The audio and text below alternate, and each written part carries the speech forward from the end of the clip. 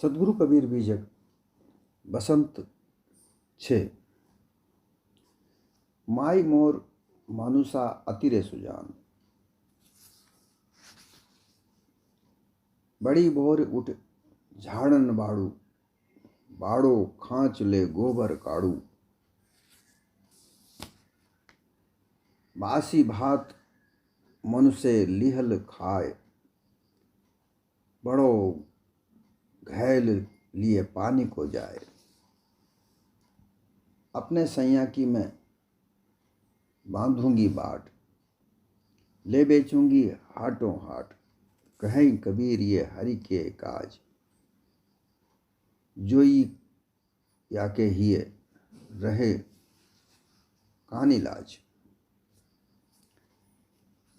सदगुरु कबीर इस बसंत के द्वारा जो कहना चाहते हैं वो बड़ा सूक्ष्म है।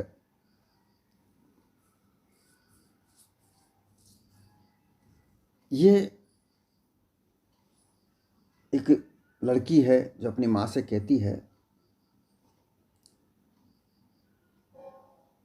कि हे माई, मेरा जो पति है मोरा मानुष अर्थात मेरा पति बड़ा सुजान है,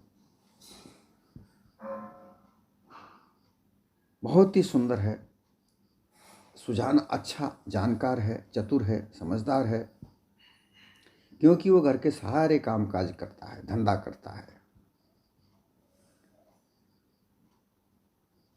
धान को ढेंकी में डालकर, अर्थात वो किसान की लड़की है कोई, ऐसा इसमें एक रूपक साहब ने लिया है कि जैसे किसान की बेटी होती है, वो अपनी माँ के पास जाती है। किसान खेती करते हैं और खेती में धान होता है, अन्य अनाज होता है, वो बता रही है कि वो उठ करके सब धान बड़े बर्तन में डालता है और सारे काम करता है, वो घर का सारा काम करता है। धान को कूटता भी है, बहुत सा धान कूट कर वे भी बावल निकाल कर, अर्थात उसकी भूसी निकाल कर वो साफ करता है, अर्थात वह सारा कार्य करता है।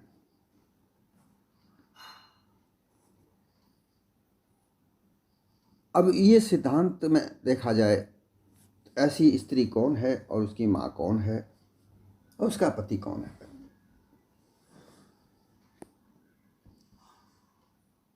देखिए, ये संसार अविद्या और अहंकार के द्वारा रची जाती है। अहंकार, मैं हूँ, मैं करूँगा। अहंकार की जो 5 प्रकृतियाँ हैं, ये मेरा कार्य है, ये मेरा धन है, ये मेरा परिवार है, ये मेरा सुख है, ये दुख है। ये जो 5 प्रकृतियाँ अहंकार की हैं, इस अहंकार के साथ में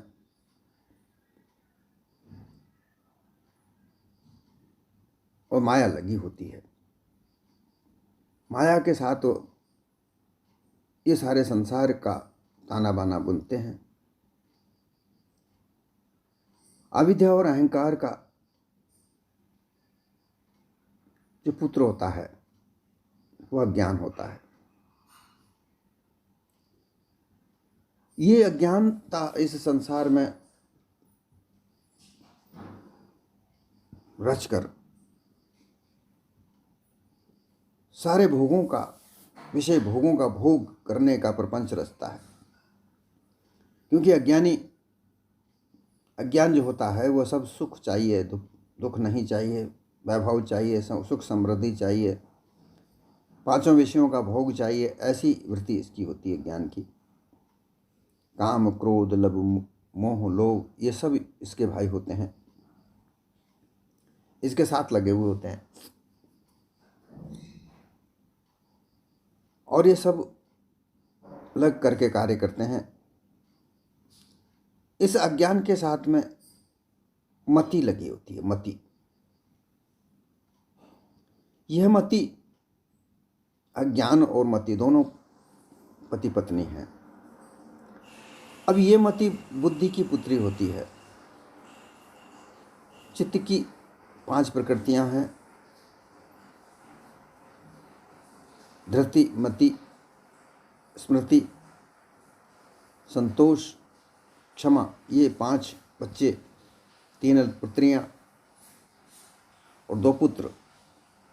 बुद्धि को चित्त के साथ मिलन होने से ये 5 प्रकृतियां अर्थात वृत्तियां जागृत होती हैं। तो मति की माँ है बुद्धि और पिता है चित्त है। मति का ब्याह अज्ञान के साथ कर दिया जाता है, क्योंकि अज्ञान संसार में बहुत ही चालाक चतुराई से, काम, क्रोध, मद, लोभ, मोह के सहयोग से कार्य करता है, सृजन करता है, और उसके साथ उसकी मति साथ में हो जाती है। हम सिद्धांत में भी, हम व्यवहार में भी देख सकते हैं कि हमारी मति जहाँ काम करती है वहाँ वही काम हम होते हैं। तो ये मति अपनी माँ बुद्धि से कहती, क्योंकि बुद्धि निश्चय करती है। देखिए, जो ज्ञान है, ज्ञान भी मति का पुत्र है।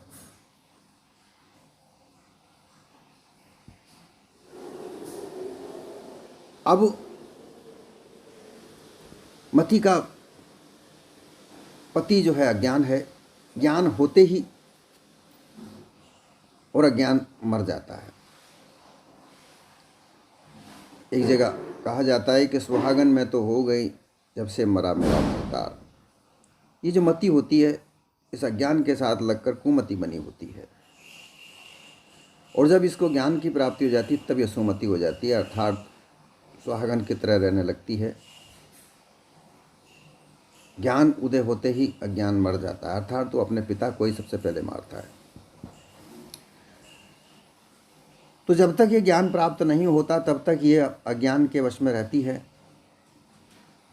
और अज्ञान सोते ही अपने आप स्वप्रेरित होकर अहंकार के वश, क्योंकि अहंकार उसका पिता होता है उसके, और अविद्या, दोनों माता पिता के कहने में रहकर ये संसार की भोगों को भोगता है, इनमें उलझता रहता है। ममता, कुमता, ये मन की पत्नी है ममता। अब इसकी पुत्रियां होती हैं लालसा, इच्छा, मन शायर, मनसा, लहरी।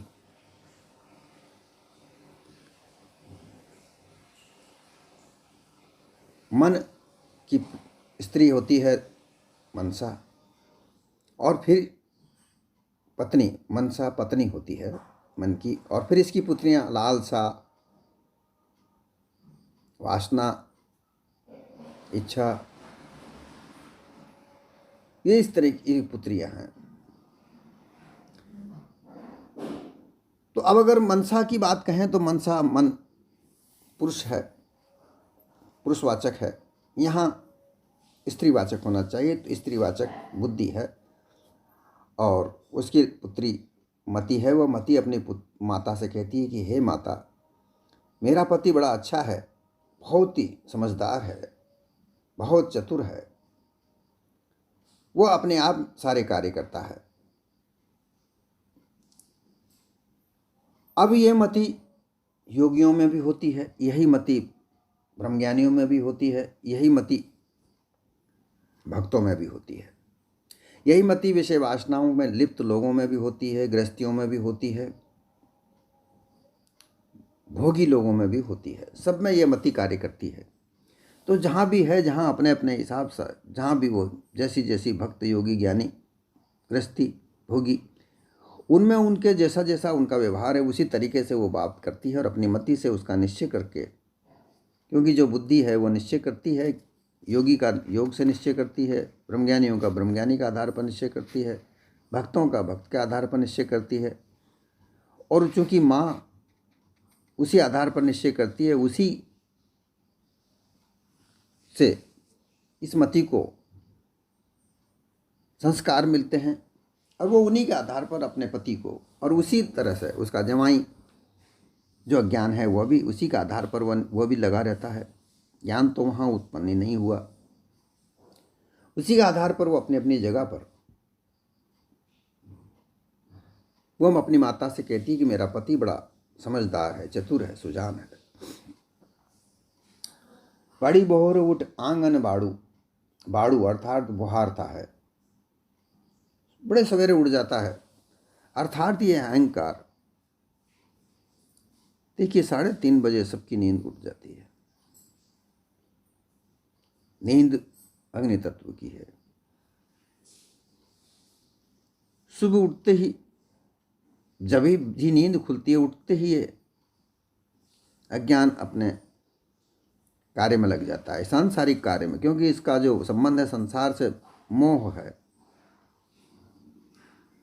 ये मोह के द्वारा, संसार के मोह के द्वारा उठते ही बस अपने उस कार्य में लग जाता है। हजारों तरह की इच्छाएं जागृत होती हैं, उठते ही इच्छाएं जागृत होती हैं कि मेरे दिन में मुझे ये कार्य करना है, ऐसा ऐसा करना है। मुझे वो प्रार्थना करता है ईश्वर को मानकर, परमात्मा को मानकर। योगी योग के द्वारा परमात्मा का ध्यान करते हैं, भक्त ईश्वर का भक्ति में ध्यान लगाते हैं। ब्रह्मज्ञानी ब्रह्म का विचार करते हैं, अर्थात ये अज्ञान उसमें लगा रहता है, उठते ही लग जाता है। साफ सफाई करता है, अर्थात सवेरे उठकर ब्रह्म मुहूर्त में निद्रा से जागकर आंगन, ये देह रूप घर के हृदय रूप चौक में ये संस्कार जगाता है। भक्त भक्ति करने के लिए, योगी योग करने के लिए, ब्रह्मज्ञानी ब्रह्मज्ञान करने के लिए, और इसी तरह से कामी लोभी लालची लोग अपने अपने हृदय में वैसा ही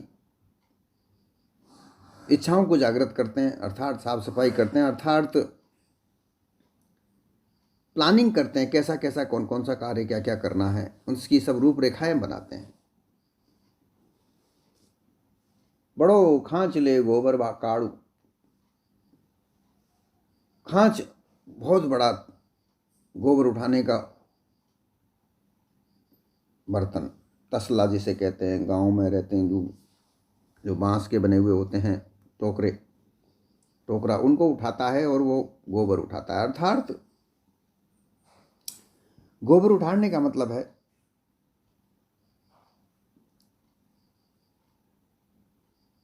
इंद्रियों के विषयों को निकालने का प्रयास करता है। भक्त लोग विषय वासनाओं को दूर निकालने का प्रयास करते हैं, योगी ज्ञानी ये सब विषय वासनाओं को निकालने का प्रयास करते हैं, अर्थात गोबर अर्थात ये वासनाएं, परंतु निकलती नहीं है। इसी तरीके से कामी लोभी लालची लोग जो होते हैं वो भी अपने काम लोभ, इनको स्वार्थ को सिद्ध होने के लिए जो अड़चने आ रही हैं उनको निकालने का कार्य करते हैं। बासी भात मनुष्य लिहल खाए, बड़ो घेल लिए पानी बुझाए। क्या क्या कार्य करता है वह सब बता रही है। बासी भात अर्थात बासी भात का यहाँ अर्थ है कि हजारों साल से जो मान्यताएं बनी आ रही हैं, ईश्वर ब्रह्म परमात्मा ये सब संसार को रचने वाला है, ये जीव तो उसका अंश है। ईश्वरवादी भक्त लोग कहते हैं कि जीव ईश्वर का अंश है, वह ईश्वर सबको देता है, वह सबको खिलाता है, उसके बगैर कोई पत्ता नहीं हिलता। ब्रह्मज्ञानी कहते हैं कि ये जीव तो ब्रह्म का भास है, सर्वत्र ब्रह्म ही व्याप्त है, वह सर्वधिष्ठान है, वह कूटस्थ है। योगी लोग परमात्मा को मानकर जीव को कहते हैं कि ये तो क्षणिक विज्ञान है, परमात्मा बड़ा विज्ञान है, उस विज्ञान से, उसके विज्ञान से सारा संसार चलता है। ऐसी जो मान्यताएं हजारों साल से चली आ रही हैं, वो जो पुरानी मान्यताएं हैं, वो उन्हीं को मानता है, उन्हीं के आधार पर चलता है, अर्थात बासी भात को खाता है। उसमें अपने विवेक विचार से कुछ नया नहीं सोचता, उसकी खोट कसर नहीं निकालता। वो हमेशा उन्हीं बातों पर लगा रहता है। अब देखिए, ये जो ज्ञान है, ये सब इसी के कार्य है। अज्ञान कभी भी ज्ञान की ओर नहीं जाता, और ज्ञान एक प्रकाश है, अज्ञान एक अंधेरा है। अंधेरे में चलते जाओ चलते जाओ, कब प्रकाश होगा ये भी कोई पता नहीं। इसी तरीके से यहाँ पर बासी भात का मतलब है, जो ये ज्ञानता है, ये पुराने वेद शास्त्र जितने भी लिखे हुए हैं, उनको पढ़ पढ़ कर उन्हीं की बातों को सत्य मानता है। ऐसा ही होगा, पर कभी ये विचार नहीं किया कि ये सब अनुमान और कल्पना से लिखे गए शास्त्र हैं।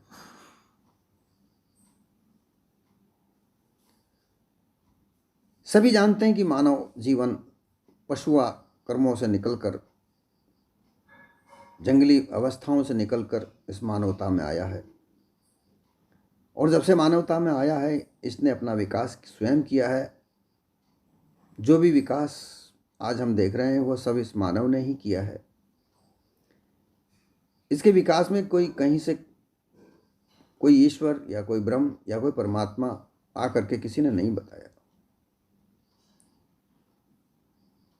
परंतु अज्ञानी जीव जो अज्ञान है, अज्ञान के बंधे हुए हैं, वो अज्ञान जो है, उसके साथ जो मति जुड़ी हुई है, जो अज्ञान क्या करता है कि ये पुराने शास्त्रों को ही मानकर वैसा के वैसा ही मानता रहता है, और उनको जैसा बासी भोजन है खाते हैं, उसी तरीके से वो उनको मानता रहता है। बड़ों घेल लिए पानी को जाए,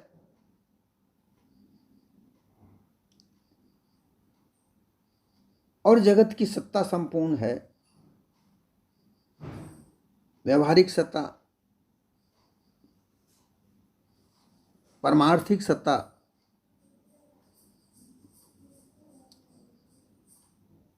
और ब्रह्म सत्ता, ये 3 प्रकार की सत्ताओं के आधार पर ये अपना अपना कार्य करता है।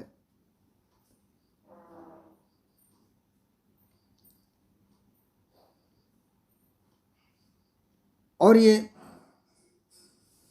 अपने द्वैत भाव, अर्थात तो वह उसमें जो किसी प्रकार की कोई शंका आती है, तो ग्रंथों में लिखा है कि भाई वेदों में कोई शंका करने की जरूरत नहीं है, धार्मिक ग्रंथों में जैसा लिखा है वैसा ही आंख मीच कर मान लिया जाए।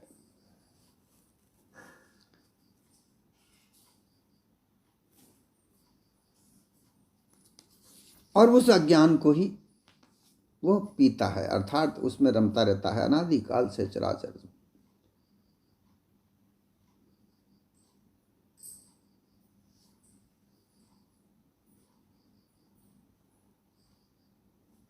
बड़ा खांच ले पानी को जाए, अर्थात ये भवसागर रूपी नदी, इसके जल में वह डूब जाता है, उसी में ही जाके उसी में ही अपनी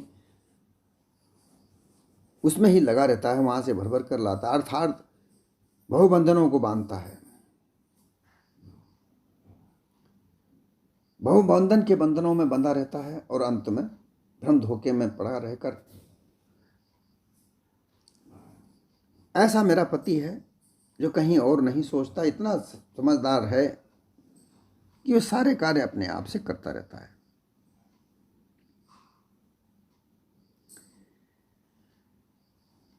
अपने सैया की मैं बांधूंगी बाट, ले बेचूंगी हाटों हाट। अब जैसा पति करता है वैसे ही तो पत्नी उसके अनुसरण करेगी। अभी अपने माँ से कहती है कि जैसा मेरा पति करता है, और जो भी वो कार्य करता है, और उस कार्य से उसको जो भी संस्कार मिलता है, ईश्वर, आत्मा, परमात्मा, ब्रह्म ज्ञान, ये सबको मैं इकट्ठा करती हूँ। मति जैसा अज्ञान के साथ लगी रहती है तो उसके द्वारा लगी रहे, जो मति जो अज्ञान करता है उसी के द्वारा उसको जो संस्कार प्राप्त होते हैं वो उसी के आधार पर अपने कार्य को करती है।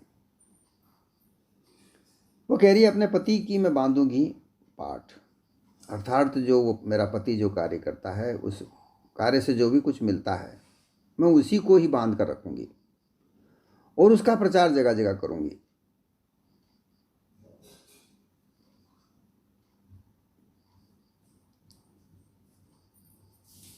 मैं भक्ति में लगी रहूंगी, मैं योग साधना में लगी रहूंगी, विभिन्न प्रकार के साधनाओं को साधने के लिए अपने आप को लगाए रहूंगी,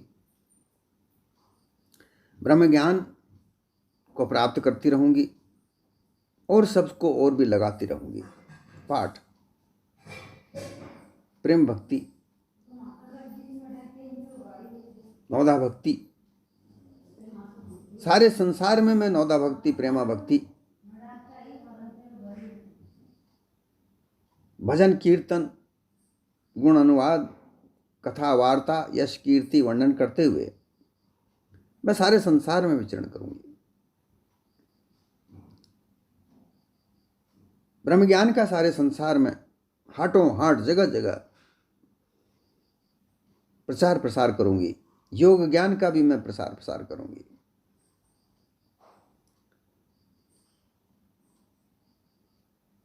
ऐसा कहकर ये अपने पति की बड़ाई अपनी मां के साथ बुद्धि के सामने करती है।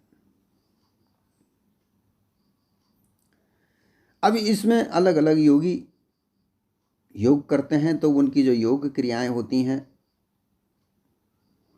वहां ज्ञान नहीं है। देखिए हठ योग है, हठ योग में विभिन्न प्रकार की क्रियाएं होती हैं, नेति, धोती, बस्ती, कुंजर, नस्तर। इन क्रियाओं के द्वारा वह इंद्रियों को साफ करते हैं, प्राणों को बलपूर्वक ऊपर चढ़ाते हैं और जब ऊपर प्राण चढ़ते हैं तो शरीर में विभिन्न प्रकार के तत्वों की जहाँ जहाँ जगह है वो वहाँ से वो प्राण घर्षण करते हैं, टकराते हैं और वहाँ से फिर आवाज़ें आती हैं और उन तत्वों का प्रकाश दिखता है, वो उसी को ही परमात्मा मानकर उसमें विलीन हो जाते हैं, उसी में अपनी मति लगी रहती है। ब्रह्मज्ञानी अयम आत्मा ब्रह्म, प्रज्ञान आनंदम ब्रह्म, जगत ब्रह्म, 10 अवतारों को ब्रह्म कहते हैं।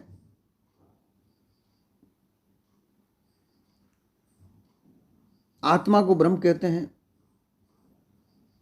ब्रह्म को सर्वधिष्ठान कहते हैं, कूटस्थ ब्रह्म को कहते हैं। विभिन्न प्रकार की ब्रह्म की मान्यताएं मान मानकर अलग अलग तरह से उसकी व्याख्याएं कर करके और उस काल्पनिक ब्रह्म विद्या है, ब्रह्म एक विद्या है जो 14 विद्याओं में आती है और उस विद्या से ज्ञान के सर्वोच्च स्तर पर पहुंचा जा सकता है। परंतु इन ब्रह्मज्ञानियों ने उस काल्पनिकता को सब कुछ मानकर उसकी व्याख्याएं कर करके खुद तो भ्रमित हुए, संसार को भ्रमित किया।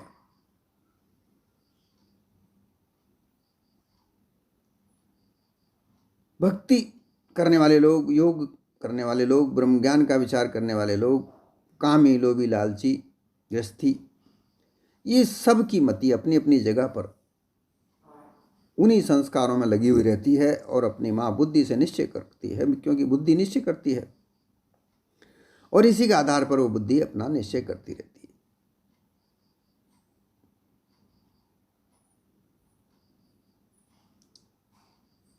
परंतु जब तक ज्ञान प्राप्त नहीं हो जाता तब तक ये ऐसी कैसी स्थिति होती है। कहीं कबीर ये हरि के काज, जोइया के ढींग रही कौन इलाज। आखिरी में वो मति कहती है कि ये सब हरि के काज। हरि, देखिए हरि का मतलब यहाँ पर होता है जो हर ले, विष्णु को हरि कहा गया है, शिव को हर कहा है, ब्रह्मा को विधि कहा गया। हरि और हर का दोनों का एक ही कार्य है। इन लोगों ने उन्हें अलग अलग पृथक पृथक रूप से प्रकाशित किया गया। हरि का मतलब है विष्णु और हर का मतलब है शंकर। विष्णु कहते हैं कि वो दुखों को हरते हैं, सुख देते हैं, ऐसा मान लिया। लेकिन इन्होंने, विष्णु ने हमेशा ब्राह्मण का ही संरक्षण किया, इसलिए ब्राह्मण हरि हरि कहने लगा और उस हरि शब्द को प्रसारित किया कि हरि की पूजा करने से सबका भला होगा। लेकिन भला तो सबका नहीं हुआ, केवल ब्राह्मणों का हुआ। परंतु भोले वाले लोग इन ब्राह्मणों की बातों में आकर विष्णु की आराधना प्रार्थना करने लगे और जो विष्णु के बताए हुए मार्ग पर जो भी चले उनको 10 अवतार बता दिया गया। परंतु इससे फायदा, इससे लाभ केवल ब्राह्मणों को हुआ। धन धान्य से परिपूर्ण ब्राह्मण हुए। अन्य भक्तों का तो घर से धन जाता है और इन ब्राह्मणों के घर में धन जमा होता है, इसलिए वह हरि हरि कहते हैं। अर्थात हरि वह है जो अज्ञान को हरे, जो संशय को हरे, जो भ्रांति को हरे। ऐसे संशय भ्रांति को हरने वाले गुरु होते हैं।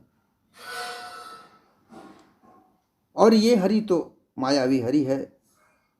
इसके लिए तो कल्पना ही है कि ये माया देता है, ये धन देता है, ये सौभाग्य देता है, ऐसा कुछ नहीं है। हर व्यक्ति अपने अपने कर्मों के आधार पर ही धन वैभव को प्राप्त करता है। यहाँ एक मति कहती है कि ये सब हरि के काज हैं, अर्थात उस विष्णु के काज हैं। मैं ऐसा कार्य को करने के लिए, मेरा पति ऐसे कार्य कर रहा है और ऐसे ही कार्य जोइया अर्थात मेरा पति जो रहा है, जो देख रहा है, मेरा पति हरि के भक्ति में लग रहा है। वो यहाँ जोइया कह दिया उसको, जो रहा है अर्थात तो मेरा पति भक्ति कर रहा है, योग कर रहा है, ब्रह्म ज्ञान को विचार रहा है। ऐसे के साथ रहने में मुझे कोई लाज नहीं है, मुझे कोई शर्म नहीं है, मैं अपने पति के साथ ही रहूंगी। सदगुरु कबीर यहाँ कहते हैं कि ये मति अपनी माँ के साथ अपने पति की बढ़ाई कर रही है, लेकिन वो अज्ञान है।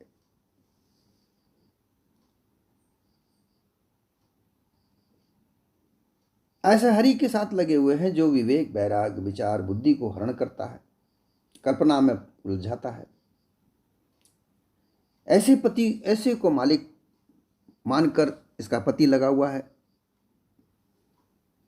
जब तक ज्ञान नहीं उदय हो जाता तब तक ये अज्ञान रहेगा। ज्ञान मार्ग में आने के बाद अज्ञानता का नष्ट होता है और अज्ञान नष्ट होने के बाद काम, क्रोध, मोह, लोभ ये सब नष्ट हो जाते हैं। और फिर उस ज्ञान को, ज्ञान भी क्या है? एक जानकारी है। अज्ञान भी क्या है? एक जानकारी है। अज्ञान मिथ्या जानकारी है और ज्ञान एक ऐसी जानकारी है जिसमें सच तो है लेकिन उसमें भी असत्य का मिलावट है। इसको विवेक के द्वारा छाना जाता है। जब तक विवेक नहीं तब तक ज्ञान और अज्ञान की, सत्य और असत्य का निराकरण नहीं हो सकता।